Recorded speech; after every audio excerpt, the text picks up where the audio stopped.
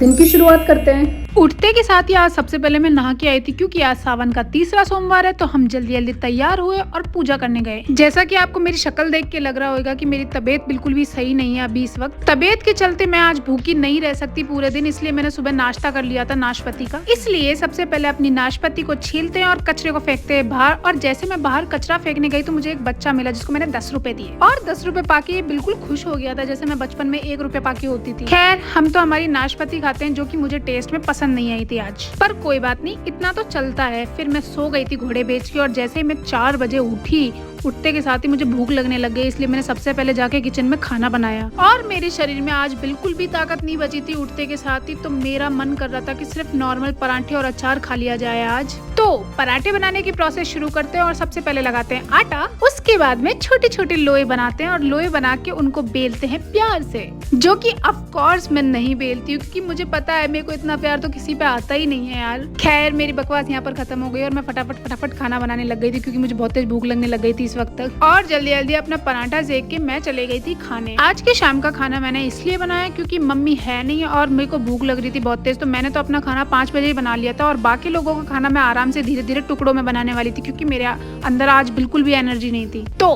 भगवान को प्रणाम करके जल्दी जल्दी अपना खाना निपटाया, और खाना निपटाते के साथ ही मैं बाहर चले गई थी, क्योंकि बाहर हो रही थी बहुत भयंकर बारिश। इतने में नाना जी का कॉल आ गया कि बेटा मुझे लेने आ जाना, और जैसे ही मैं नाना जी को लेने गई, इतनी भयंकर और घमासान बारिश आई है कि मैं पूरी की पूरी भीग चुकी थी यहाँ पे। इवन बारिश के साथ साथ इतनी भयंकर हवा भी चल रही थी कि मुझे ठंड लगने लग गई थी यार। तो पनाह लेने के लिए मुझे कोई और जगह नहीं मिली, इसलिए मैं मम्मी की पुरानी वाली शॉप पर ही चले गई थी बैठने। यहाँ पर किसी और ने दुकान खोल ली है बाय द वे। इतने में नाना जी भी आ गए थे, तो उनको घर पे लेके आके मैंने सबसे पहले कपड़े चेंज किए, क्योंकि मेरे कपड़े बहुत भयंकर गीले हो चुके थे, और बैठ के सुकून से थोड़ा सा पानी पिया।